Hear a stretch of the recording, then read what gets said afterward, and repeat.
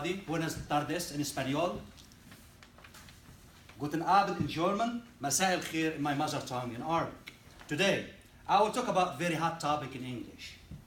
Active and passive. First of all, I want to give you a background idea about my class. Today, I'm going to teach ESL class. Those students, their background come from China. That means they speak Chinese. Come from the Middle East, they speak Arabic. And come from another countries.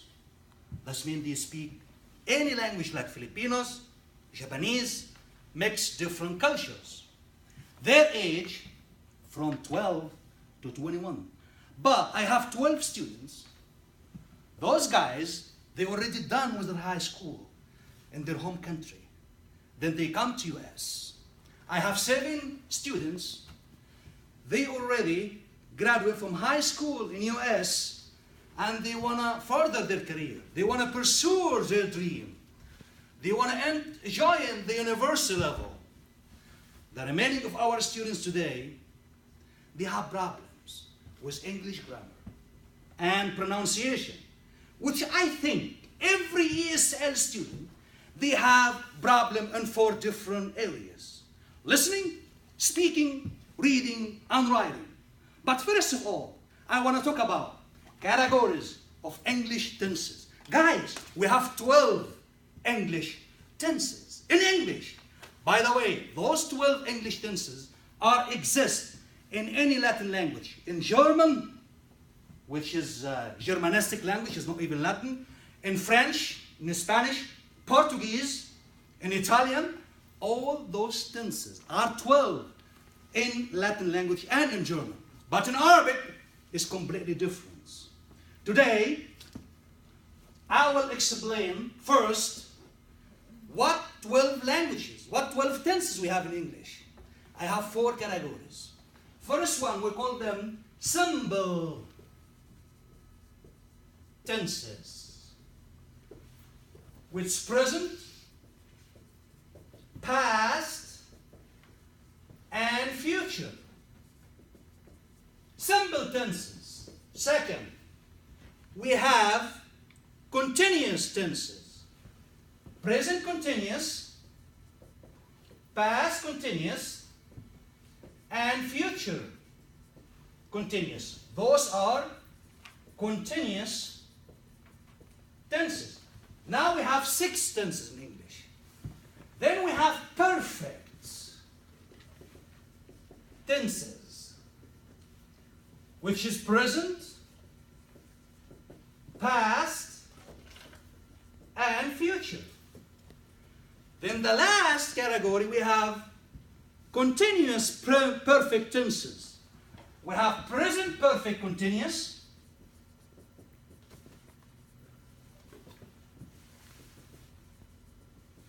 then we have past continuous, perfect continuous, then we have future perfect continuous. I have very good activity today in English. We will have great word banks. Great words, synonyms and antonyms. I have 10 sentences. Today, I will touch on the first simple tense, present simple tense, and past simple tense. Please, go to the last page, page number 5. All these sentences, I will explain it. And I will focus on the passive and active. You guys, after those 20 minutes, you will be really able to differentiate between the active voice and the passive voice. First sentence here, the boy reads the book. The boy reads the book. The boy here, subject, reads. What sentence is that one? What tense is that one? Present simple tense. Reads. Read what? The book. It's the object. So who's doing the action here? The boy doing the action. Here, object. This sentence here is active or passive? Yes? Oh, active. Active. Why? Because the boy is doing the action, the subject is doing Right. And present simple tense in active voice. Now, we're going to transform the active voice to passive voice. So to transform the active voice to passive voice, you start with object first, then the book here. Here reads. So you have to transform the present simple tense into past simple tense, right? So you have to know how to conjugate the read, this verb read, in past simple tense and past participle. So read here, that's infinitive in English, infinitive. The past simple tense from read is gonna be, Past simple. yes, Read. read. Then the past participle, we call it in English PP, past participle. Now I have a good way to remember to memorize this verb. Conjugate this verb in present, simple, and past participle. Read, read, read. Read, read, read. It's gonna be read, read, read. So the book here, this is present simple. Present simple end with S. So you change the present simple tense into was, read. Then you add by what? By the subject, the doer, the one who act. So by the boy. So the boy reads the book. I change the present simple tense into past simple tense into passive. The second one. The boots were worn by the footballer. What is the verb here? In the second sentence? Yes? Were. Or worn. The main verb. The main verb. This is auxiliary verb. Were, auxiliary, that's verb to be. Were. The main verb here is worn. What is the infinitive from were? Worn. Remind me what that means again, please. The infinitive, the present simple tense from worn. Where. Okay, can you spell it? W-E-A-R. Okay, the past simple tense is going to be what? Worn. Ah, yes. And the past participle is going to be? Wore. Okay, I know it. That's a trick. I know it. Where, worn, worn. Where, worn, worn. Look at my head. Where, worn, worn. Because the last two tenses is the same. Where, worn, worn. Where, worn, worn. The first one, read, read, read. The second one, where, worn, worn. Okay, so the boots were worn by the footballer. Can you transform this sentence into active? It is active or passive, by the way? Passive. Passive. Okay, can you please transform this sentence into active? So you start with what? The footballer.